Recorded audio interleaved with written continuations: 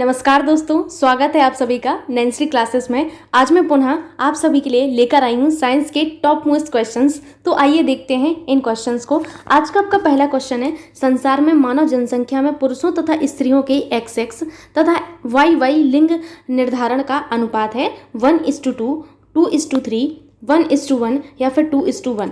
जैसे कि आप सभी को पता है कि मानव में गुणसूत्रों की संख्या 46 होती है, यानी कि 23 जोड़ी होती है। ठीक है, इन 23 जोड़ी गुणसूत्रों में आपके 44 यानी कि 22 जोड़ी जो गुणसूत्र होते हैं इनमें समानता पाई जाती है।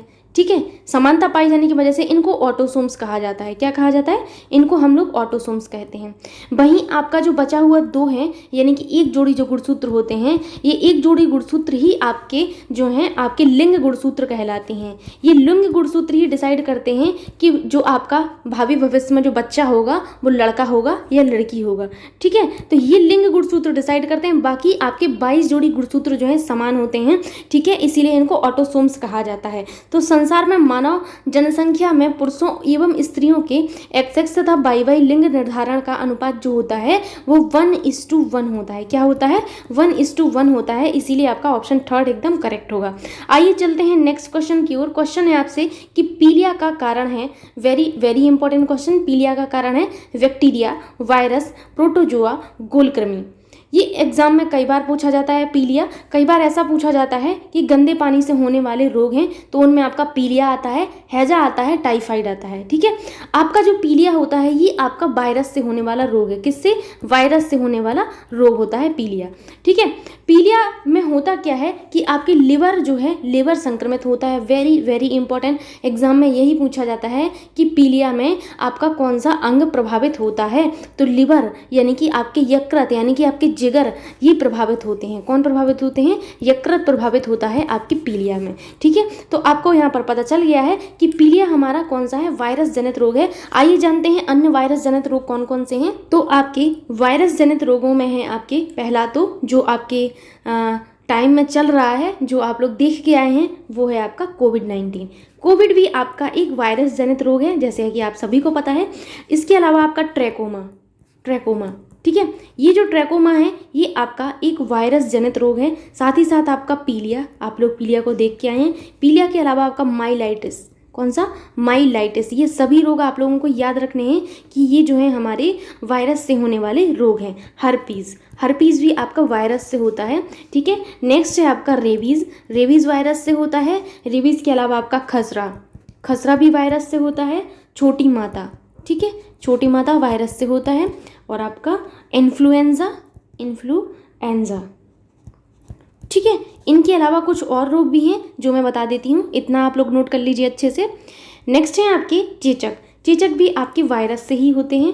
चेचक के अलावा आपके गलसुआ, लोगों ने सुना होगा गलसुआ के बारे में। गलसुआ के अलावा आपका जापानी एन्सेफेलाइटिस जो होता है ये भी आपका वायरस जनित रोग ही होता है। ठीक है, एन्सेफेलाइटिस।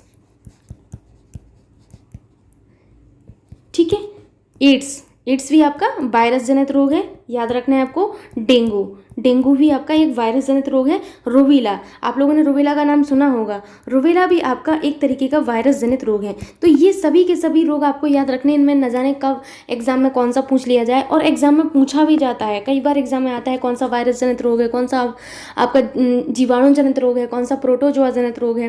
तो ये सभी चीज़ें आप लोग एक जगह कलेक्ट करके रख लीजिए और आप इनको बार बार पढ़िए तो आप लोगों को याद हो जाएंगे कि हमारा कौन सा वायरस जनित रोग है, कौन सा हमारा जो है जीवाणु जनित रोग है। ठीक है, तो यहाँ पर आप लोगों ने देखा वायरस जनित रोगों के बारे में। चलते हैं नेक्स्ट क्वेश्चन की ओर। क्वेश्चन है आपसे, कवकों में संचित भोज्य पदार्थ प्रायः होता है। वेरी वेरी इंपॉर्टेंट क्वेश्चन कि कवक जो होते हैं आपके कवक में, जिन्हें आप फंगाई कहते हैं, फंगाई में जो आपके भोज्य पदार्थ हैं वो कौन से भोज्य पदार्थ संचित होते हैं? मंड, ग्लाइकोजन या तेल, लिपिड, प्रोटीन। तो आपके कवक जो होते हैं उनमें जो संचित पदार्थ होते हैं वो होते हैं आपके क्या? ग्लाइकोजन या आपके तेल। क्या होते हैं? ग्लाइकोजन या फिर तेल होते हैं। ऑप्शन 2 एकदम करेक्ट होगा। ठीक है, चलते हैं नेक्स्ट क्वेश्चन की। तो क्वेश्चन है आपसे, किसके उत्पादन में ईस्ट का प्रयोग किया जाता है या ईस्ट का प्रयोग होता है? दही, paneer, acetic acid, ethyl alcohol. तो आपको बता दें कि आपके ईस्ट का जो प्रयोग है वो आपके इथाइल अल्कोहल के निर्माण में किया जाता है, इसीलिए ऑप्शन 4 एकदम करेक्ट होगा। नेक्स्ट क्वेश्चन है आपसे कि प्रकाश संश्लेषण में क्लोरोफिल का कार्य है। वेरी वेरी इंपॉर्टेंट क्वेश्चन कि प्रकाश संश्लेषण में क्लोरोफिल जो होता है आपका, क्लोरोफिल का कार्य क्या होता है? जल का अवशोषण, प्रकाश का अवशोषण, कार्बन डाइऑक्साइड का अवशोषण या फिर प्रकाश अवशोषण और जल का प्रकाशिक अपघटन। तो आपकी क्लोरोफिल का जो कार्य होता है वो होता है आपका प्रकाश अवशोषण और आपके जल का प्रकाशिक अपघटन करना आपकी क्लोरोफिल का कार्य होता है, इसीलिए ऑप्शन 4 एकदम करेक्ट होगा। नेक्स्ट क्वेश्चन है आपसे कि लाइकेन उदाहरण है, इंपॉर्टेंट क्वेश्चन है अगेन कि लाइकेन जो है आपके एग्जाम्पल होते हैं अधिपादप के, परजीविता के, सहजीविता के या सहभोजिता के। जैसे कि आप सभी को पता है ये जो लाइकेन होते हैं ये आपके शैवाल और कवक के बीच जो है सहजीविता संबंध के कारण होते हैं, ठीक है। तो इनमें जो है कवक और शैवाल, ठीक है, ये जो दो जीव हैं इनका जो है ये सहजीवी संबंध होते हैं आपके लाइकेन, इसीलिए आपके लाइकेन जो है सहजीविता का उदाहरण होते हैं। तो ऑप्शन 3 एकदम करेक्ट होगा। चलते हैं नेक्स्ट क्वेश्चन की ओर। क्वेश्चन है आपसे कि क्रेब्स चक्र के द्वारा संश्लेषण होता है। वेरी वेरी इंपॉर्टेंट क्वेश्चन कि क्रेब्स चक्र के द्वारा किसका संश्लेषण होता है? पायरुविक अम्ल का, लैक्टिक अम्ल का, ग्लूकोज का या फिर फ्यूमेरिक अम्ल का। तो आपको बता दें कि आपके क्रेब्स चक्र में फ्यूमेरिक अम्ल जो होते हैं, फ्यूमेरिक अम्ल का संश्लेषण होता है। ये जो क्रेब्स चक्र है, क्रेब्स चक्र को हम लोग एक अन्य नाम से भी जानते हैं, कई बार एग्जाम में पूछा जाता है, तो इसको CAC यानी कि सिट्रिक एसिड साइकिल, क्या कहते हैं? सिट्रिक एसिड साइकिल, ठीक है, इसे क्या कहते हैं? सिट्रिक एसिड साइकिल भी कहते हैं क्रेब्स चक्र को। तो याद रखना है आपके वायवीय श्वसन की सेकंड अवस्था होती है आपकी कौन सी? क्रेब्स चक्र अवस्था, ठीक है। इतनी चीजें आपको याद रखना है। वायवीय श्वसन के बारे में बात की जा रही है।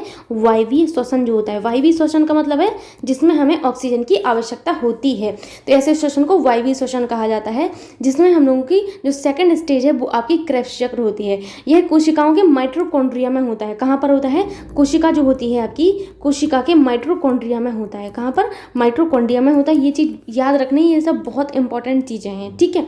ये आपको इतनी चीज़ें याद रखना है। साथ ही साथ आपको क्रेब्स चक्र का नाम भी याद रखना है कि सेकंड नाम इसका CAC भी है, सिट्रिक एसिड साइकिल, एग्जाम में पूछा जाता है, ठीक है। क्रेब्स चक्र जो होते हैं इनकी जो आपकी खोज है किन्होंने की थी? तो आपके एक हैंस एल्डोल्फ क्रैब थे, इन्होंने की थी और इन्हीं के नाम पर जो है इस साइकिल का नाम जो है आपके क्रेब्स चक्र रखा गया। क्या नाम था इनका? हैंस एल्डोल्फ क्रैब, ठीक है, ये जो है नाम थे इनके, तो याद रखने के बारे में। नेक्स्ट क्वेश्चन है आपसे कि प्रकाश संश्लेषण का प्रथम चरण है। वेरी वेरी इंपॉर्टेंट क्वेश्चन कि प्रकाश संश्लेषण जो होता है उसका पहला चरण कौन सा होता है? जल का प्रकाश अपघटन, ATP का निर्माण, कार्बन डाइऑक्साइड का कार्बन में संलग्न या फिर पर्णहरित के इलेक्ट्रॉन का प्रकाश के फोटोन द्वारा उत्तेजन। तो प्रकाश संश्लेषण का जो पहला चरण होता है यानी कि फर्स्ट जो स्टेप होता है वो होता है पर्णहरित के इलेक्ट्रॉन का प्रकाश के फोटोन द्वारा उत्तेजन, इसीलिए 4th ऑप्शन एकदम करेक्ट होगा। आइए चलते हैं नेक्स्ट क्वेश्चन की ओर। क्वेश्चन है आपसे कि ग्लूकोज के एक अणु के पूर्ण ऑक्सीकरण से कितनी ATP अणु प्राप्त होते हैं? ये क्वेश्चन बहुत ज़्यादा इंपॉर्टेंट है, एग्जाम में पूछा जाता है और पूछा भी गया है आपसे कई बार कि ग्लूकोज के एक अणु के पूर्ण ऑक्सीकरण से कितने ATP अणु प्राप्त होते हैं? 36 ATP, 38 ATP, 40 ATP या फिर 39 ATP। तो आपके जो हैं 38 ATP जो है प्राप्त होते हैं, 38 ATP आपको प्राप्त होते हैं, ठीक है। नेक्स्ट क्वेश्चन है आपसे कि पैरासीटामोल का उपयोग में लाया जाता है। जो पैरासीटामोल हम लोग उपयोग में लाते हैं वो क्यों लाते हैं? नोजल ड्रॉप के रूप में, एनेस्थीसिया के रूप में, प्रतिजैविक के रूप में या फिर शरीर के दर्द निवारण के रूप में। तो पैरासीटामोल बेसिकली आपके दर्द निवारण के लिए ही यूज़ की जाती है। जब हम लोग को कभी कभी हैवी पेन होता है बॉडी में तो हम लोग पैरासीटामोल ले लेते हैं, तो पैरासीटामोल जो है आपकी दर्द निवारण में यूज़ होती है। नेक्स्ट क्वेश्चन है आपसे कि निम्नलिखित में से कौन सा दवा एंटीबायोटिक है? पैरासीटामोल, एस्पिरिन, पेनिसिलिन या फिर उपरोक्त सभी। एंटीबायोटिक दवा के बारे में आपको बताना है, तो एंटीबायोटिक दवा जो है आपकी वो है आपकी कौन सी है? पेनिसिलिन, ठीक है। पेनिसिलिन आपकी एक एंटीबायोटिक दवा है, इसीलिए 3rd ऑप्शन एकदम करेक्ट होगा। एस्पिरिन क्या है? एस्पिरिन के बारे में भी आपको जान लेना चाहिए। एस्पिरिन हमारी एक तरीके की एंटीपायरेटिक दर्द निवारक दवा है। मैं यहाँ लिख देती हूँ एंटीपायरेटिक दर्द निवारक दवा, ठीक। एंटीपायरेटिक दर्द निवारक दवा हमारी कौन सी है, वो है हमारी एस्पिरिन। एंटीबायोटिक कौन सी है, पेनिसिलिन, ठीक है। नेक्स्ट क्वेश्चन है आपसे कि फर्मेंटेशन है यानी कि किण्वन है हार्मोन, जैविक उत्प्रेरक, प्रोटीन या कार्बोहाइड्रेट। तो फर्मेंटेशन जो होता है वो एक तरीके की आपकी जैविक उत्प्रेरक होते हैं। क्या होते हैं, जैविक उत्प्रेरक होते हैं आपके किण्वन। नेक्स्ट क्वेश्चन है आपसे कि पनीर बनाने में निम्नलिखित में से किस किण्वन का प्रयोग किया जाता है। Very very important question. जो पनीर हम लोग खाते हैं उसको बनाने में किस किण्वन का प्रयोग किया जाता है, एमाइलेज, पेप्सिन, ट्रिप्सिन या रेनिन। आप लोगों ने रेनिन का नाम सुना होगा। रेनिन किण्वन का प्रयोग किया जाता है पनीर बनाने में, इसलिए ऑप्शन 4 एकदम करेक्ट होगा। आइए चलते हैं नेक्स्ट क्वेश्चन की ओर, जो कि है आपसे कि मवेशियों में आर्गोटिज्म रोग होता है। पहले तो आपको एक चीज़ याद रखनी है कि ये मवेशियों में रोग होता है। मवेशियों का मतलब होता है आपके जानवरों में, ठीक है, ना कि मनुष्य में। आर्गोटिज्म रोग किस में होता है, मनुष्यों में नहीं होता, जानवरों में होता है, ठीक है। तो किसके द्वारा होता है, कवक द्वारा, विषाणु द्वारा, कीटों द्वारा या जीवाणु द्वारा। तो आपका ये कवक जनित रोग है, फंगाई की वजह से होता है, ये मवेशियों में आर्गोटिज्म रोग होता है, ठीक है। नेक्स्ट क्वेश्चन है आपसे कि एलर्जी प्रतिक्रिया के कारण उत्पन्न होता है एनीमिया, हीमोफीलिया, दमा या फिर आपके पोलियो, ठीक है। तो यहाँ पर आप लोग समझ रहे होंगे कि एनीमिया तो आपके लोहे की कमी से, यानी कि आपके अगर ब्लड में लोहे की कमी हो जाती है तो एनीमिया रोग देखने को मिलता है। हीमोफीलिया आप सभी को पता है कि ये एक जन्मजात रोग होता है और इसमें आपका जो है एलर्जी से कोई लेना देना नहीं होता है। पोलियो आप सभी को पता है कि ये जो है पोलियो का संबंध हमारे तंत्रिका तंत्र से होता है। हमारे जब पोलियो होता है तो होता क्या है कि तंत्र का जो तंत्र है ये आपकी क्षतिग्रस्त हो जाती है, आपकी तंत्रिका तंत्र पर इफेक्ट होता है पोलियो से, ठीक है। ये चीज़ आपको याद रखनी है, ठीक। एक होता है आपका पीलिया, एक होता है आपका पोलियो। तो कभी भी कंफ्यूज नहीं होना है, ठीक है। पोलियो आपकी जो है संक्रमित करता है किसको, आपके तंत्र को नष्ट करता है, ठीक है। वहीं पीलिया जो होता है वो यकृत को संक्रमित करता है, यकृत पर प्रभाव डालता है। कंफ्यूज नहीं होना है आपको, ठीक। तो यहाँ आपको बता दें कि एलर्जी प्रतिक्रिया के कारण दमा यानी कि अस्थमा उत्पन्न होता है। क्या होता है, दमा या अस्थमा उत्पन्न होता है। जो दमा रोग होता है, इस दमा में मछली उपचार किया जाता है। क्या किया जाता है, मछली उपचार। कई बार एग्जाम में अगर पूछा जाता है, अगर आपसे पूछा जाए कि मछली उपचार आपका जो है सहायता करता है, तो आपको याद रखना है कि दमा के विरुद्ध जो है मछली उपचार किया जाता है। चलते हैं नेक्स्ट क्वेश्चन की ओर। क्वेश्चन है आपसे कि मछली, अब भी हाल डिस्कस करके आए हैं, मछली के बारे में पूछा जा रहा है कि मछली निम्नलिखित में से किसकी सहायता से सांस लेती है। बहुत ही ज़्यादा इंपॉर्टेंट क्वेश्चन है ये। ऐसे क्वेश्चन जो है कई बार एग्जाम में पूछे जाते हैं कि फलाने जीव का श्वसन तंत्र कौन सा है। आपके मानव का ही श्वसन तंत्र कई बार एग्जाम में पूछा जाता है, तो मानव का तो फेफड़े है। ऐसी मछली का कुछ ना कुछ होगा, कीटों का कुछ ना कुछ होगा। तो यहाँ पर आज आपकी सारी कन्फ्यूजन दूर हो जाएगी, एक ही क्वेश्चन में सब कुछ आप जान जाएंगे, ठीक है। तो वीडियो को जल्दी से लाइक कर दो अपने दोस्तों के साथ और शेयर भी कर दीजिए। तो मछली आपकी किसकी सहायता से सांस लेती है, आपको बताना है। पंख, त्वचा, फेफड़े या इनमें से कोई नहीं। तो आइए जानते हैं सबके बारे में कि और भी हमारे कौन कौन से जीव हैं जो हमारे कौन से श्वसन तंत्र का यूज करते हैं, ठीक है। आपकी मछली जो है आपके गिल्स से आपकी जो है सांस लेती है, गिल्स, ठीक है। तो यहाँ पर आपको दिख नहीं रहा होगा किसी भी ऑप्शन में कि गिल्स कौन सा है, तो इनमें से कोई नहीं आपका सही हो जाएगा, ठीक है। याद रखना है आपको। यहाँ पर मैंने लंग्स की आपको जो है बगल में एक गिल्स दिया है, इसको कट कर लेना आप लोग, ठीक। आपका इनमें से कोई नहीं होगा क्योंकि मछली जो है गिल से सांस लेती है। किससे लेती है, गिल से सांस लेती है। याद रखना है इतनी चीज़ें आपको। अब बात आती है कीट की। कीट में आपका तिलचट्टा, ये एग्जाम में पूछा जाता है कई बार। तो तिलचट्टा जो है वो आपका सांस लेता है श्वास नली से। किससे, श्वास नली से सांस लेता है। यानी कि आपके तिलचट्टा का जो आपका श्वसन तंत्र है वो कौन सा है, श्वास नली है, ठीक।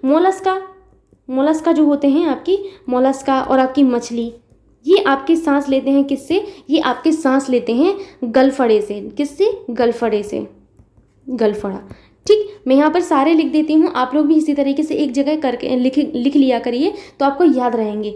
अब आता है आपका बिच्छू का नाम तो सुना ही होगा और देखा भी होगा आप लोगों ने, बहुत ही खतरनाक होता है ये बिच्छू के अलावा आपकी मकड़ी। बिच्छू और मकड़ी का जो आपका श्वसन अंग होता है वो होता है बुकलंग। क्या होता है, बुकलंग होता है, ठीक है।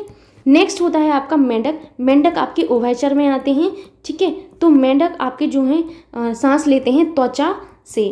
किससे? त्वचा से या फेफड़े से, ठीक है। ये आपके दो अंगों से आपके सांस लेने का काम करते हैं, त्वचा से या फेफड़ों से। बहुत ज़्यादा इंपॉर्टेंट है, मेढक का त्वचा याद रखना है यहाँ पर, ठीक है। नेक्स्ट होता है आपका, इतनी चीज़ें आप लोग नोट कर लीजिए, मैं इसको हटा दे रही। नेक्स्ट है आपका केंचुआ, जोंक और नेरिस। ये तीन चीज़ें जो होती हैं आपकी, केंचुआ होता है एक, तो एक होता है आपका नेरिस और एक होता है आपका जोंक।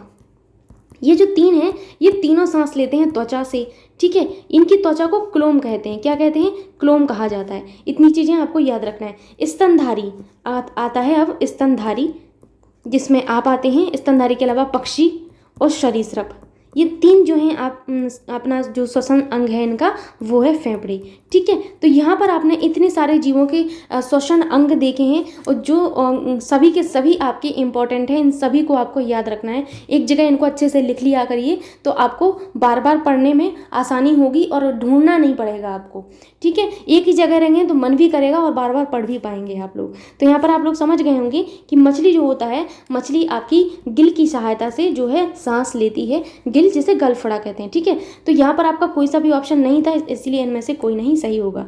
नेक्स्ट क्वेश्चन है आपसे कि प्रकाश संश्लेषण के दौरान प्रकाश ऊर्जा रूपांतरित होती है।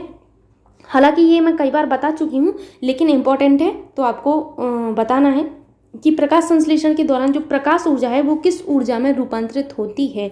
बहुत इंपॉर्टेंट क्वेश्चन है। विकिरण ऊर्जा में, रासायनिक ऊर्जा में, ऊष्मा ऊर्जा में, यांत्रिक ऊर्जा में। तो प्रकाश संश्लेषण के दौरान जो प्रकाश ऊर्जा है वो आपकी रासायनिक ऊर्जा में जो है रूपांतरित होती है, इसीलिए ऑप्शन 2 एकदम करेक्ट होगा।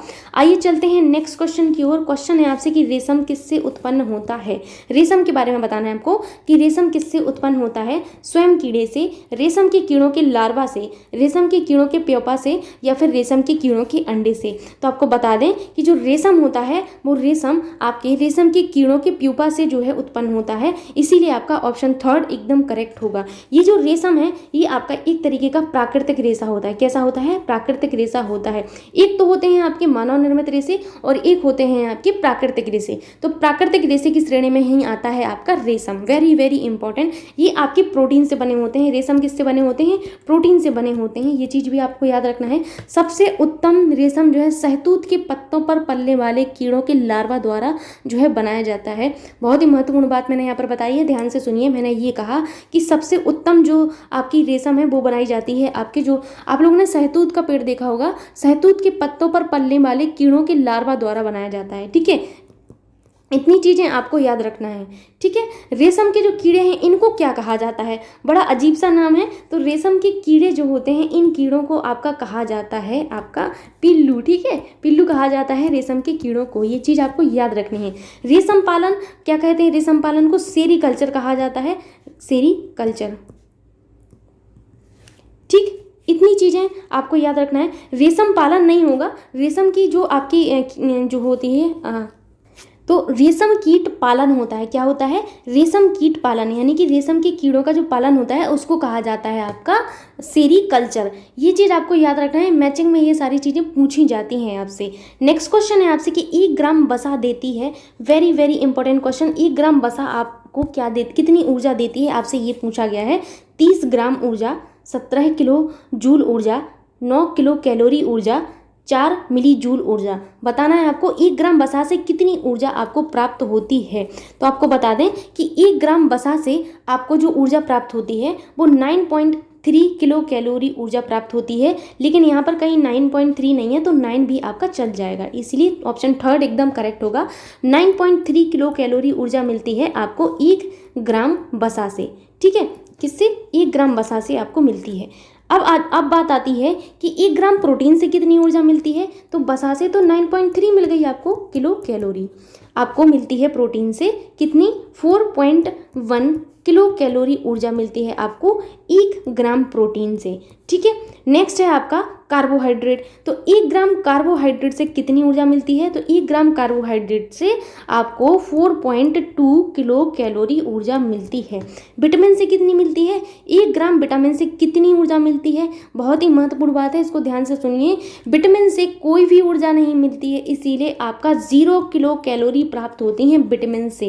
इतनी चीज़ें आपको याद रखना है। ये वसा है ऊपर, ठीक है। ये आपको बिल्कुल ऐसे ही लिस्ट बना लेनी है कि वसा से 9.3 किलो कैलोरी, प्रोटीन से से आपकी जो है आपकी 4.1 किलो कैलोरी, कार्बोहाइड्रेट से 4.2 किलो कैलोरी एंड विटामिन से आपका 0 किलो कैलोरी ऊर्जा प्राप्त होती है। आइए चलते हैं नेक्स्ट क्वेश्चन की ओर। क्वेश्चन है आपसे कि मानव शरीर के किस अंग में हड्डियों की संख्या सर्वाधिक है।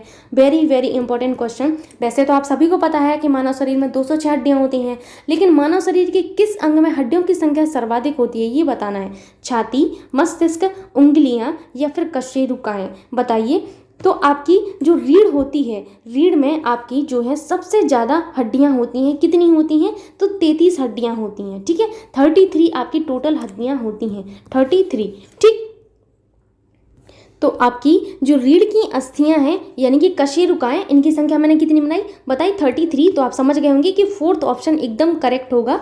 चलते हैं नेक्स्ट क्वेश्चन की ओर। क्वेश्चन है आपसे कि तंबाकू में पाया जाने वाला रसायन है हेरोइन, क्विनिन, निकोटीन, मॉर्फिन। बताना है कि तंबाकू में पाया जाने वाला रसायन कौन सा है। तो जो तंबाकू में पाया जाता है वो निकोटीन पाया जाता है। क्या पाया जाता है? निकोटीन। कुछ दिन पहले मैंने आप लोगों को एक चीज़ बताई थी कि मॉर्फिन किस में पाया जाता है। बताइए मॉर्फिन किस में पाया जाता है।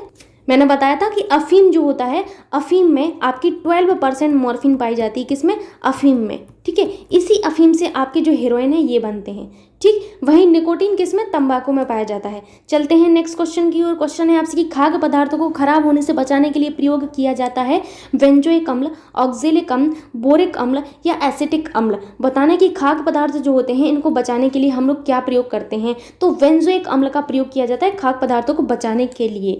नेक्स्ट क्वेश्चन है आपसे कि लाल रुधिर कणिका बनती हैं। वेरी वेरी इंपॉर्टेंट क्वेश्चन कि लाल रुधिर कणिका कहाँ पर बनती हैं, कि यानी कि आपकी जो रेड ब्लड सेल्स हैं वो कहाँ बनती हैं।